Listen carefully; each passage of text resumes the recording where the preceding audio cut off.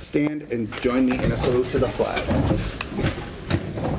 I pledge allegiance to the flag of the United States of America and to the republic for which it stands, one nation, under God, indivisible, with liberty and justice for all. Thank you.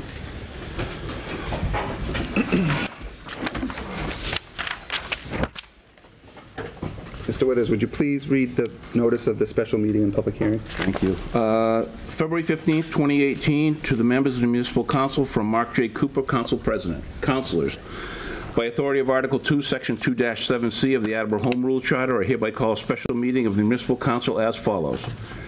Date, Thursday, March 1st, 2018. Time, 7 p.m. Places in the council chambers, and the purpose is to hold a public hearing on Thursday, March 1st, 2018, relative to the loan order totaling the amount of $259,918,180 for the purpose of paying the cost to design, construct, equip, and furnish a new high school located at 100 Rathbun-Willard Drive, Attleboro, Massachusetts, and any other legal matter that may come before the council. Sincerely, Mark Cooper. Thank you. Would you also read the public hearing notice? Public hearing notice, please, yes. Okay. Public hearing relative to the following loan order. That the City of Attleboro, the city, acting through the Attleboro Municipal Council, appropriates the amount of $259,918,180 for the purpose of paying the cost to design, construct, equip, and furnish a new high school located at 100 Rathbun-Willard Drive, Attleboro, Massachusetts, including the payment of all costs incidental or related thereto, the project, which school facilities shall have an anticipated useful life as an educational facility for the instruction of school children for at least 50 years, in which the city may be eligible for a grant from the Massachusetts School Building Authority, or the MSBA, said amount to be expended under the direction of the School Building Committee. To meet this appropriation, the treasurer, with the approval of the mayor, is authorized to borrow said amount under Mass General Law, Chapter 44, Mass General Law, Chapter 70B, or pursuant to any other enabling authority. The city acknowledges that the MSBA's grant program is a non-entitlement, discretionary program based on need as determined by the MSBA, and any project costs the city incurs in excess of any grant approved by and received by the MSBA shall be the sole responsibility of the city, provided further that any grant that the city may receive from the MSBA for the project shall not exceed the lesser of 1, 66 65/100% of eligible approved project costs as determined by the MSBA, or 2, the total maximum grant amount determined by the MSBA. That any premium received by the city upon the sale of any bonds or notes approved by this vote, less the cost of preparing, issuing, and marketing them, shall be applied to the payment of project costs approved by this vote, thereby reducing the amount authorized to be borrowed to pay such costs by a like amount, provided that any appropriation hereunder shall be subject to and contingent upon an affirmative vote of the city to exempt the amounts required for the payment of interest and principal on said borrowing from the limitations on taxes imposed by Mass General Law 59, Section 21C, or Proposition 2.5. Provided further that the amount of borrowing authorized pursuant to this order shall be reduced by any grant amount set forth in the project funding agreement that may be executed between the city and the MSBA, and provided further that the amount of the borrowing authorized pursuant to this order shall be reduced by the net proceeds, if any, received prior to the issuance of any long-term bonds for the project from the sale of the following school buildings: the Old High School, 135 County Street; Finberg School, 1125 South Main Street; and Briggs Corner School, 908 Oak Hill Avenue. Thank you.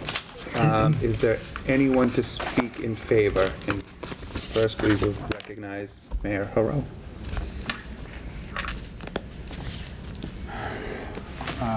Thank you, Mr. President, and through you, thank you to the committee. I'm here to speak in favor of us putting this on the ballot, and in fact, you voting yes on tonight's authorization. This is a project that has been many years in the making. I like to say that I've only come in on the 1 yard line, but I do appreciate the need for a new school, and the sooner we get one, the better off we are. Every month that we wait on this project, it's costing the taxpayers an extra $650,000. So it's, you know, the cost of construction goes up about 3.5% every year. And so if you break that down on a monthly basis, that's why it's important that the sooner we do this, the better off we are. Problems with the school could happen at any given time, you know, and those problems could be very costly. So I'm here to take any questions. Basically, this was my request that we do this on today, March 1st. So I'm here to, like I said, take any questions if you'd like. Are there any questions for the mayor? Don't see any at the moment. Are we sure? Okay, thank you. Very good, thank you. Is there anyone else to speak in favor?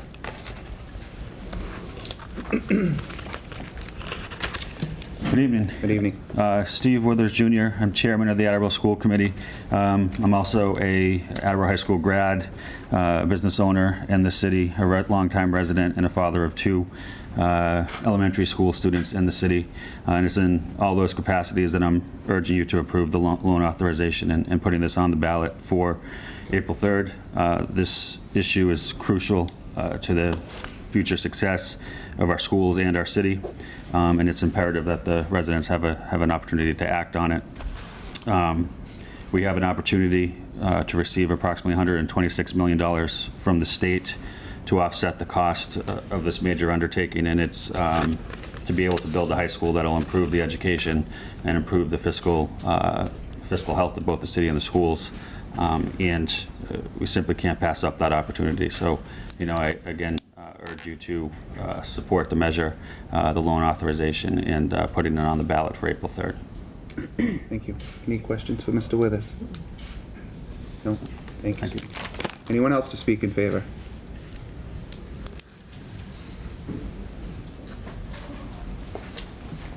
David Sawyer, Superintendent of Schools. I live at 17 Casimir Way, and I, like Chairman Withers, have children in the schools as well. It should come as no surprise that I would speak in favor of tonight's action, and I would like to thank this honorable body for its consideration in this matter. I can think of nothing more important to the future of this city than the choice that the public should have the opportunity to make a decision about in terms of accepting the state's desire to invest over $125 million in the city of Attleboro. So I urge you to put it on the ballot and approve the loan authorization. Thank you. Thank you. Any questions for Mr. Sawyer? No. Thank you, sir. Thank you. Is there anyone else to speak in favor? Mr. President, members of the council, Jack Jacoby, 15 Prince Street. I am the chairman of the Municipal Building Commission, and as such, I've been privileged to be the vice chairman of the School Building Committee. We have spent 2 years working on this project. We've presented it to you on more than one occasion. I want to assure you that this project is as lean and trim as it could be, that we, most importantly, however, have met the educational goals that our school committee outlined in its educational plan. That has been endorsed by the Commonwealth to the tune of almost $126 million. As the mayor said, this will not ever be cheaper. It's frankly twice as much as we ever dreamed it would be when we started 2 years ago. But that is the reality of public construction in Massachusetts, and this is the price tag. And I am here to just assure you that we have done our homework. We have spent countless hours, and the School Building Committee recommends this project to you. Thank you. Are there any questions for Mr. Jacoby? Councilor Hall. Sure. And please tell me if I know you will, if I get out of order. So I do have a question. You know, considering what's happened recently with the schools in Florida, could you please comment about what has been done in this particular new construction in terms of safety of the building? Yeah, first thing we did was to assess the current building and realize that there were more than 50 entry points. And so one of the factors that we took into account immediately was controlled access to the building. There are certain public accesses that are to the CTE mall, so if you want to go in and get your hair done or buy, go to the bistro, you can. Go to the principal's office, the superintendent's office, or the program for the little kids. But there is a complete secure barrier behind each one of those things in the front of the building, and it requires key card access to get past that. The major entrance to the building has a security desk with a camera system, and if you come in other than walking in the morning when the kids come into school, you will go in that front door, you will check in with the security desk, and we have a hardened entrance there. We paid attention to details. We had the architect as a security consultant who we met with on several occasions. One of the things that we learned was that you have to pay attention to door construction. And so the doors that we listened to presentation for about 45 minutes one night, those doors are lockable from the inside. You can only open them from the outside then with a key. And if the placement of the glass is such so that even if somebody shot the glass out, they couldn't reach their hand in and open the door. So if students and teachers need to shelter in place, we believe that we have created the proper environment for that.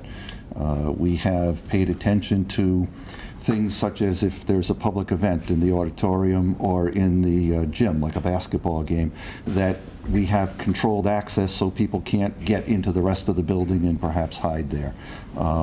We have spent a long time, and I don't want to say we spent too long a time because obviously current events always prove you wrong. We have definitely paid attention to security in this building. Thank God we've never had something like that happen here, but you never know when someone will decide to do the wrong thing. Any other questions for Mr. Jacoby? Council President? Thank you, President Cooper. Perhaps you could expand a little bit. I'm just going to reread a small portion of the loan authorization, and I think it's important. The city acknowledges that the MSBA's grant program is a non-entitlement discretionary program based on need. Do you think you could potentially expand for me how the need for the replacement of this high school was determined and how, some recommendations by the state, kind of how that, just a small synopsis of that, because yes, that's a question I'm asked frequently. I think we started this process, if memory serves me right, in earnest in about 2009. At that time, we were invited into the so-called accelerated repair program, which was going to be windows, doors, heating system. We already had done the roof, if you remember. And so the state, however, came down and took a tour. And when they saw the amount, and I don't want to cast aspersions on the school committee or its maintenance staff, because I do want to point out that we got 1.61% extra points for how we maintain the school. And that is out of a maximum of 2, but I understand that that's one of the highest reimbursements that's ever been given for maintenance. So we do take care of our building. But when they saw what was needed, how we don't meet the handicap code, we don't meet the seismic code, we don't meet the energy code, we don't meet the fire code, and what it would take to bring the school up to code, they encouraged us to withdraw from the accelerated repair program and to apply for the core program, which is either a renovation and addition program or a new school. And once we really got into things, we determined that it was actually cheaper, mostly because of all those code issues. Just as an example, our auditorium is fabulous, but it doesn't meet the handicap code. It's too steep. We would have to tear the entire auditorium out and start over again with that. We don't have sprinklers anywhere in the building. The energy that we spend is amazing because of the single pane glass, and then trying to fix things that can't be fixed. So we went through and looked at the whole thing and determined that the addition and renovation options There were 3 that we narrowed it down to of those. Those were more expensive by about $20 million than actually starting new. And it also had an enormous educational benefit in that we could group everything the way it is. I mean, we've gone vertical. Part of the problem kids have right now is that you can't get, in the time you have to pass between classes, from one end of the building to the other. So we've tried to compact it. We also tried to end up with 4 smaller schools within one big school, which is a concept that has worked pretty well in our middle schools. And so it gave us the opportunity to meet the educational needs in a lot better way, to start from scratch and end up with that. And then, of course, if we were to renovate the building, it would take 7.5 years of disruption to the educational plan to have workers working on a section of the building, and then kids go into temporary classrooms out in the field hockey field area, and then you move those kids, and then they go back into the newer part, and then you renovate another area. So that 7.5 year disruption we have eliminated. It will take about 3 years to build the new school, and then at the end of that 3 year period, everybody walks across the hallway, in essence, to the new school.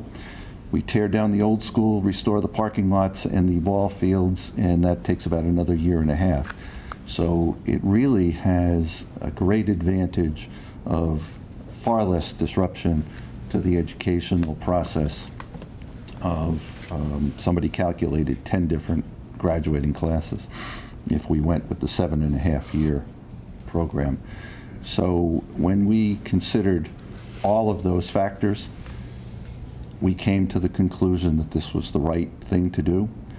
I think I can tell you safely that when we started, some people thought that we should just renovate. Some people thought we should just build an addition. It was unanimous by the end of the time that this was the right thing to do, educationally and financially.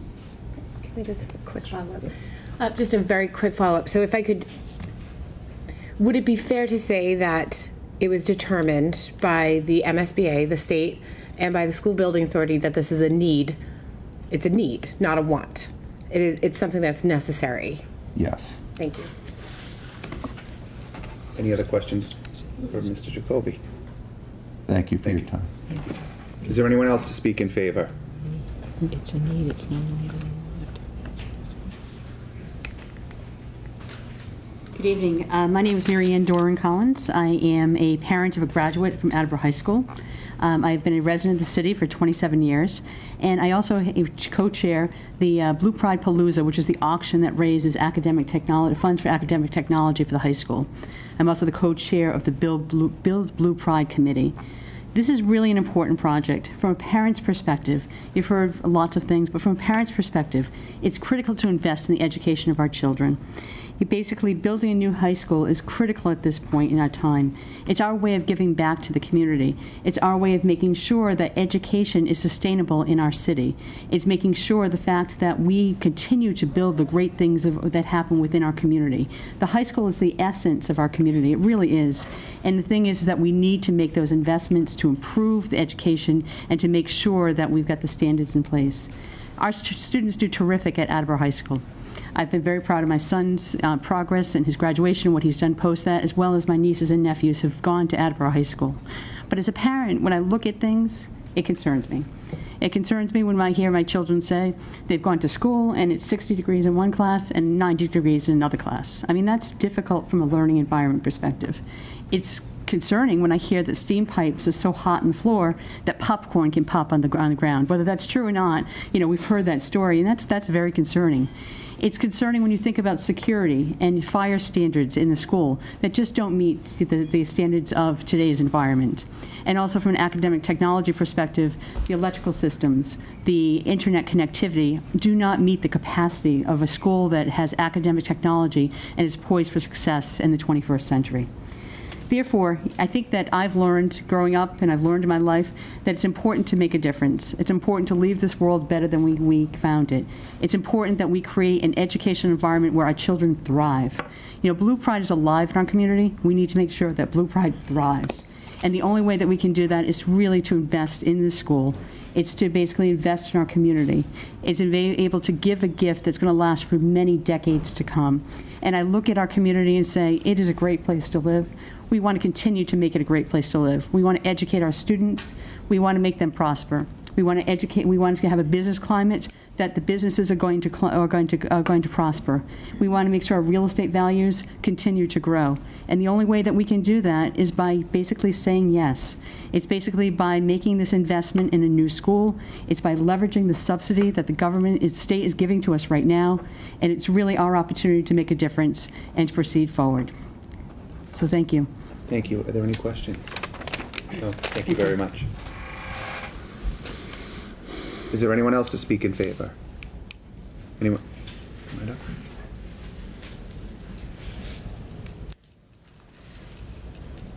Hi, I'm Robert Ringett. I am a parent of 2 in the elementary school system. I own 2 properties here in Attleboro, and I have actually been a teacher in another district that's changed from an old school to a new school. Morale will never be higher than when that change happens. Between the students, between the teachers, the educational staff, all together, the city, the morale will go up. Everything becomes better when that happens. So when you have a situation in an old school and everything looks like what it does, morale can really sink pretty low. Enrollment can sink pretty low. When you get the new building, morale will go up. Enrollment usually goes up, and usually you get a lot of the extra outside stuff coming in and paying the rents and paying the fees to host their things at the new building. If it's state of the art, they'll come. Thank you. Any questions? Thank you. Is there anyone else to speak in favor?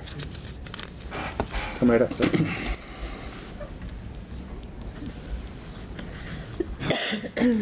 Good evening. My name is Steve Hosmer. I live at 164 Downing Drive here in Attleboro, and I have a few questions that some of them are directed to you people, others may be into the school committee. And, you know, one of my questions has to do with the fact that I don't think anybody can deny that we need a new school, and that basically for the last 6 of the last 7 years, besides the normal tax increase, you've continued to shift more of the burden onto the homeowner away from the businesses. And I need to know, and a lot of people want to know, if this policy is going to continue, because you're going to, right now, as I read in the paper, I guess it was last week, that the business community is only paying about 18% of the total revenue that comes in now.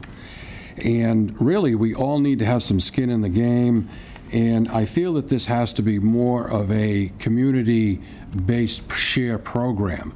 And you have the ability to adjust the tax rate on a year-to-year basis to accommodate the situation as taxes for the schools and, of course, the regular taxes come along.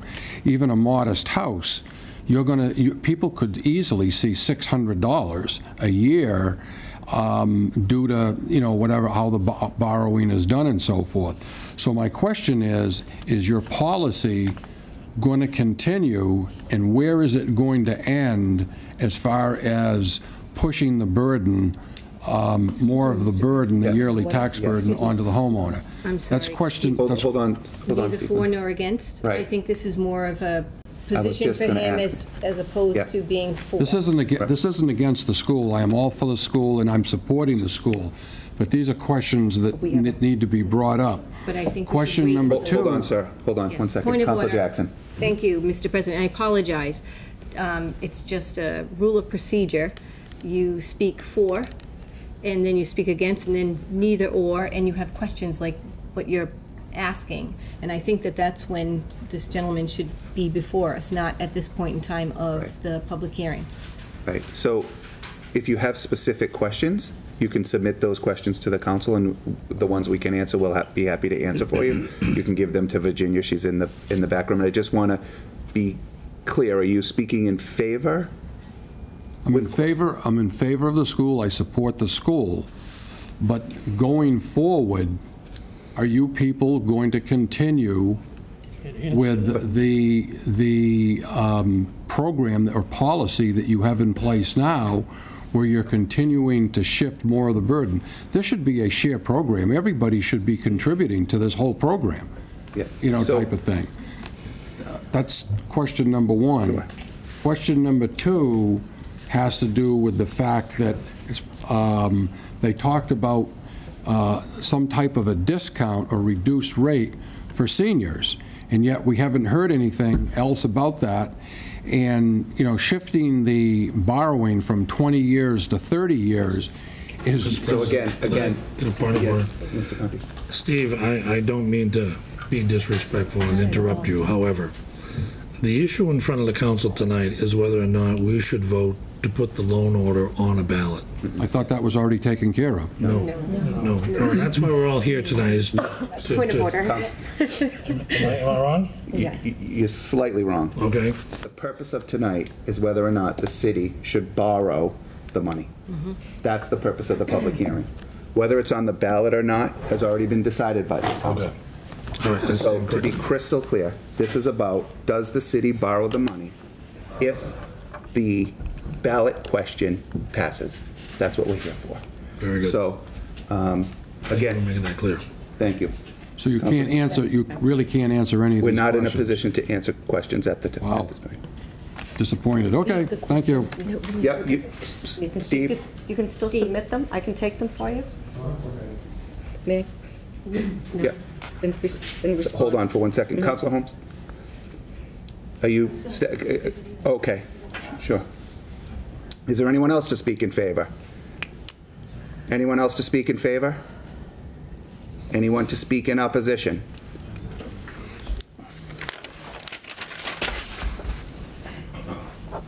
Good evening. My name is John Bono. I live at 18 Avalon Drive, Attleboro. I understand the safety of our kids for a new school, but I don't believe the taxpayers can afford a $259 million bill. My taxes are astronomical right now in my home, and I might have a modest home. I'm looking at, according to the paper, going up about $1,500 more a year. If we're going to spend $259 million, I can't believe there's not another way we can get a new school or fix the one we got. It wouldn't cost $259 million. How much more can the taxpayers of Attleboro take on? I mean, it's getting ridiculous. Every year we go up 2.5%. So now we're going to take on another astronomical bill plus 2.5% more. It's getting stupid. There's got to be a different way to get a new school or do something. I mean, we got old schools. We got the old Brennan School. We got Hyman Fine, Wump Sutter, I believe it is. I graduated from Attleboro High in 1968, pardon me, over 50 years ago. One article in the paper says that students will learn better with a new school. If they don't want to learn, they're not going to learn. Look at half the kids walking through Attleboro. 90% of them want to learn. The other 10% is scary. We don't need to spend $259 million and put the burden for 27 more years or 30 years on the taxpayers, especially when the companies only pay what? I think that gentleman said 18%. I mean, it's just getting to a point where people are moving into Attleboro. People are going to be moving out of Attleboro. North Attleboro wants to spend $66 million. They're having a tough time doing that. Attleboro expects the taxpayers to pick up a tab for $259 million. It's stupid. Look for a different way to create a new school or build a new school or do something. There's going to be other avenues that we can take to come up with something like that. But to put the burden on us for 27 more years, 30 years, it's ridiculous. Thank you. Thank you. Any questions for the gentleman? Thank you, sir. Thank you. Is there anyone else to speak in opposition? Is there anyone else to speak in opposition? Is there anyone to speak neither for nor against? Anyone?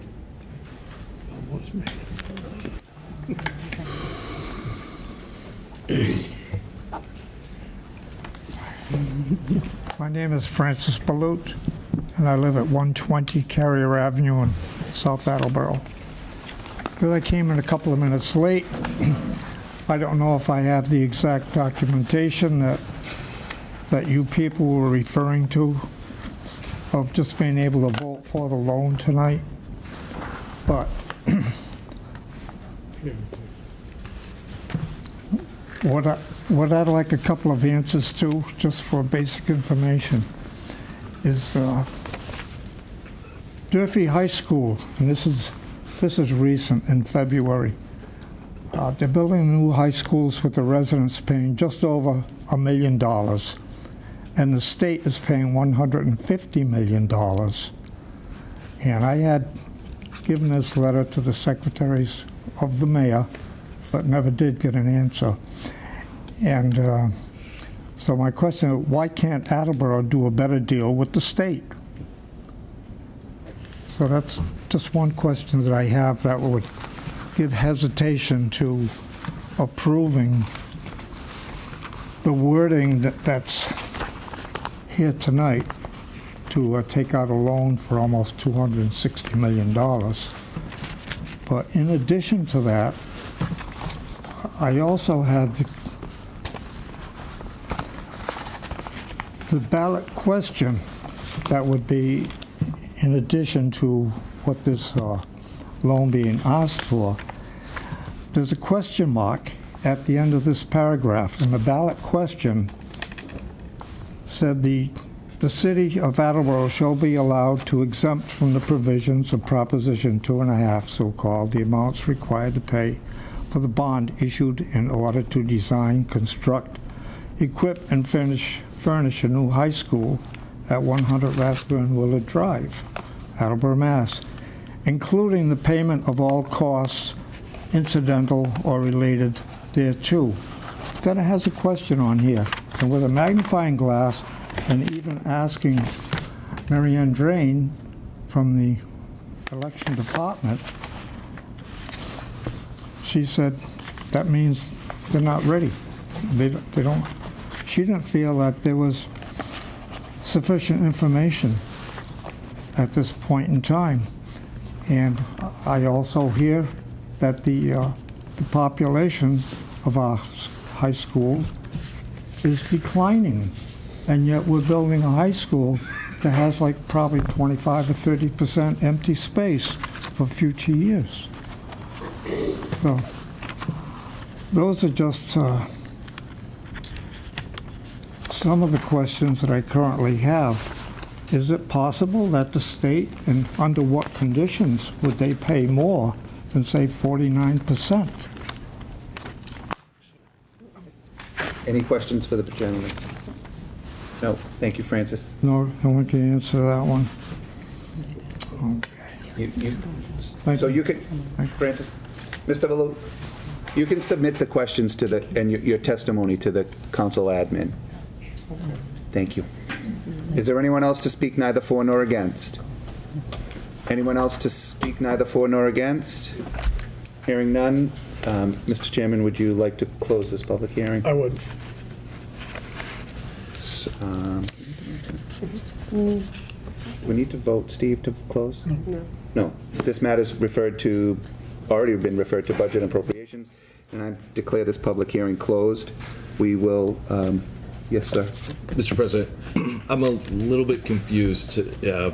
On Tuesday, 2 days ago, on Tuesday during the committee meetings, you had mentioned something about the mayor had planned to come in and present something and give us details of the bonds that he's talking about? Like, I didn't see the budget director or the city treasurer tonight, and so I don't feel like we've received any real information about. So the details? I'm somewhat surprised myself, to be honest with you.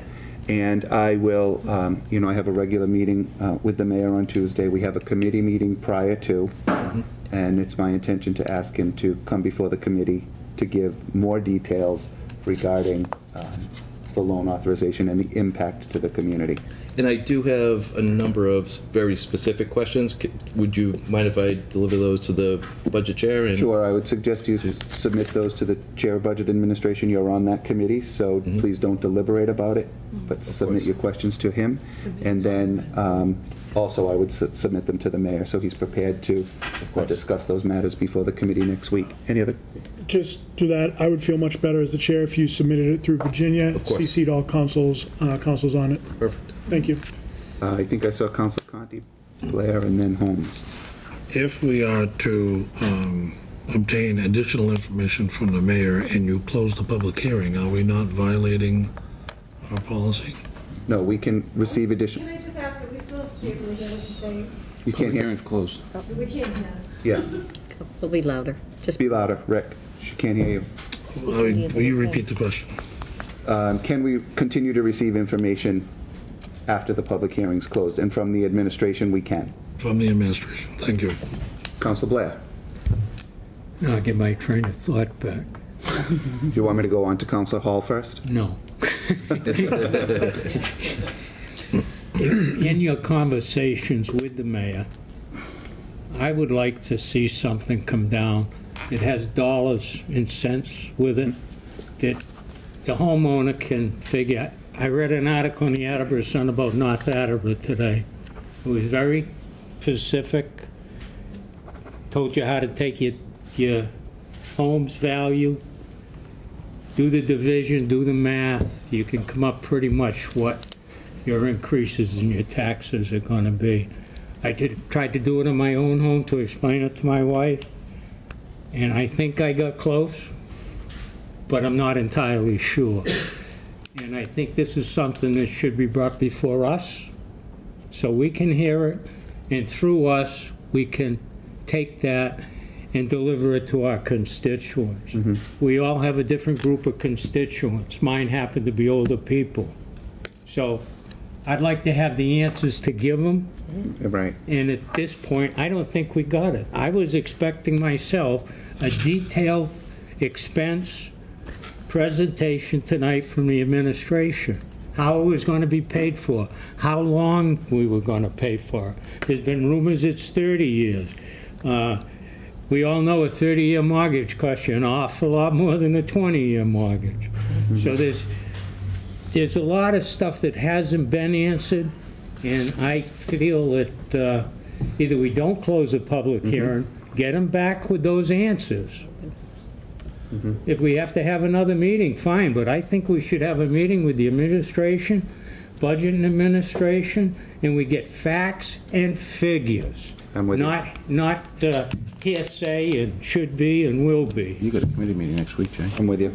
Council Hall. I echo that. That's my thoughts, and I'm a big person for, let's get it done. We know we have a crunch time coming up, but I think this is so important that we do have the folks explaining to us and walking us through, because some of the questions that we're getting tonight, I couldn't answer those questions for the individual. I'd like to see some of the questions that did come up tonight be sort of incorporated. And then the other question I have is, so some of these questions that were sort of addressed tonight that maybe we couldn't handle, how are we going to be able to go back to these individuals and respond to them? And I'm just asking that as a process question.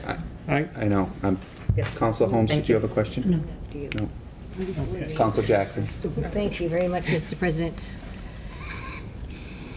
I too am surprised in this evening, just because I've sat through many different council meetings where we've had many different administrations, 3 different administrations I've sat through. And yes, presentation was a little different than what I'm used to seeing for the first time since our newly elected mayor presented himself. I expected a longer I expected to be here a long time. I drank a cup of tea tonight just so that I could make sure that I stayed awake.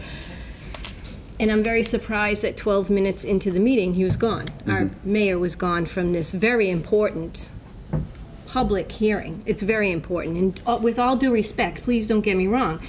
It just, I thought, because in past, I've seen our mayors get up and answer the questions, or they're sitting through and listening to what everybody has to say and then getting up and getting back into it. And yes, I too would like to have the mayor and ASAP come back before us.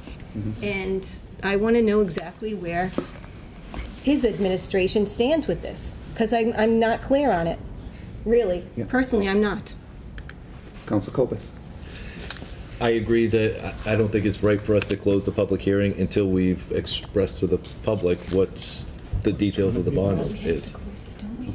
If I could cede to Chairperson DeLucio, and then you can come back to me, that would be fine. Thank you. I certainly understand the concern about closing the public hearing. I have that same concern too. My only reasoning for recommending closing, well, actually, there's twofold. First, I've already called for a committee meeting on Tuesday to further discuss this, where I plan to invite the mayor back down. Beautiful. Secondly, I believe we're on a pretty tight timeline as to where we need to get this, which is why the mayor initially called for the for the March 1st public hearing. So I'm fine, but if I'm wrong on that in any way, please let me know. But I think from a logistics standpoint, we need to move on this one way or another. Secondly, Council Copus, again, the sooner you get those questions to me through Virginia, we can get them to the mayor, we can get the answers. And what I would probably do at this point is look to move the time of my meeting from 6:30 to probably 6. Beautiful. Just so we can accommodate. And should we run later, then we run later. But this is the single most important capital decision this city has made in decades, if not ever. So we do need to make sure we have the right amount of information. The public who's voting on it has the right information, but we're also operating within the timeline that we've been given. Thank you. Council Hall. Oh, I'm sorry. Sorry. Do you want to go? Yes, wait, that's it. Up to the president.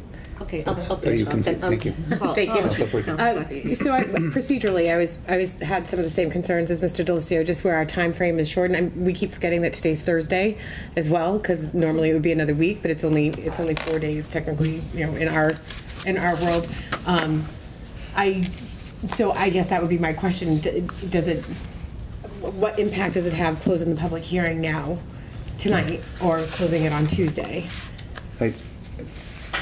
I'm not going to close it tonight, but I'm waiting I want to hear everybody first. So then we'll go back. So on top of that, if I may add my comments to it as well, I look forward to having the mayor present in full, and I would like to see Barry and Laura Gignac here to explain this to us. I mean, we are accustomed to significantly more detailed presentations, and I think that we spent half the week planning on busting this down to Coelho because we were so concerned about the size of the turnout. And I know that my phone will be ringing off the hook being like, so Heather, what were the numbers? I don't know what the numbers were. So I was torn on whether to close it or not to close it. I would support keeping it open, then people have time between now and then to also issue their concerns. And we'll be able to submit your questions to be answered by the administration for Tuesday night at 6 o'clock. Right. That would be my expectation, sir. So hold on. Hold on. Councilor Hall. Yes. We can go and talk to you afterward. Thank you. Yes, I was also wondering about the procedurally. I know that before, when we've closed the public hearings, there's certain things that cannot happen after that public hearing, and that's what I'm concerned about there. I also want to mention a comment about rushing. There was a long discussion, geez, I hate to bring up, but about when this vote would be and the fact that it might be too quick to be able to do these things in a certain period of time. The way I look at it is that, we need to take as much time as we need to do to make sure that this thing is done properly and that the questions are answered properly. So I don't know if that's on the table, but I just want to put that out there. We just don't. It would have been very nice to have this information tonight, but then we don't need to be rushing to get it. It has to be done very, very properly, and people really need to understand. I think we owe the public that. We owe ourselves that. Exactly. Thank you. You almost got a promotion, Steve? Or I don't know. I was just going to say, the reason that we're meeting tonight is because next Tuesday is an election day, and you can't hold a public hearing according to our procedures on election day. Yes, you have to So, close it. Move it Monday. that kind of, unless we want to have a special meeting sometime next week, but because of our... Actually, what I want to do is I want to keep the public hearing open, and we have enough time to call for a special meeting on Monday? No. Friday. 48 hours. Wednesday. We're going to continue the public hearing until Wednesday, the 7th, right? 3/7. We're going to keep this public hearing open, and then we will continue the public hearing until Wednesday, March 7th at 7 p.m. Anything else, Councilor Delicio? Yeah, thank you. I just want to reiterate again, I agree with Council Hall. We can't rush it. My biggest concern is, are we operating within timelines that are going to impact the project? So I'm in full support of keeping this public hearing open. There is information that we do need to have. So I'm looking forward to my committee meeting, and hopefully my committee members will be here at 6 o'clock on Tuesday night. I'll reach out to the mayor, to the director of budget administration, as well as the city treasurer, to see if they can all come on Tuesday. So before we do that, why don't I entertain a motion to recess so that I can check the timeline? Yes, please. Because I believe the 7th is too late. I think So it is. I think it is. someone making, I make a motion to recess. Yes. or Second. all in favor? Aye. Thank you. Motion passes. We are recessed at 7:46 p.m. Thank you. Yeah, I didn't understand what you were saying. I thought you were...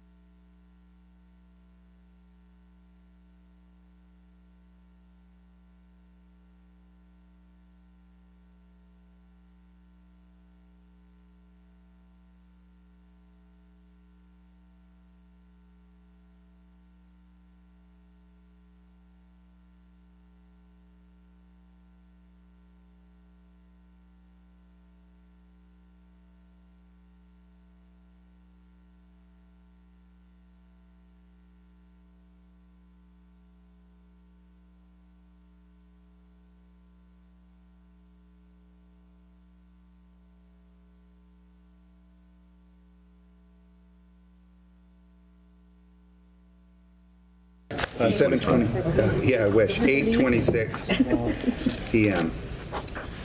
So the plan is this, and then I'll entertain a motion. We are going to recess and continue this public hearing to tomorrow, 3/2 at 7 PM. At that time, the mayor and the administration will present to the council the facts around the loan authorization and the impact to the community. Any questions about that before we make the motion? So why don't we make the motion and then ask questions? How's that? Second? You actually, so moved. Thank you. Is there a second? Second. Any questions before we vote? We're going to have a roll call vote. To continue this till tomorrow. To continue this public hearing to tomorrow at 7 PM, and the roll call vote will begin with Councilor Blair. Mr. Blair. Yes. Ms. Jackson. Yes. Mr. Conti. Yes. Mr. Kobus. Yes. Vice President Perica. Yes. Mr. Delicio. Yes. Ms. Dolan. Yes. Ms. Reynolds. Yes. Ms. Holmes. Yes. Ms. Hall. Yes. President Cooper. Yes. 11 yeas, 0 nays. Thank you. We are recessed till tomorrow. Ooh. Motion passes. All We'll do over. that tomorrow. We'll do your business.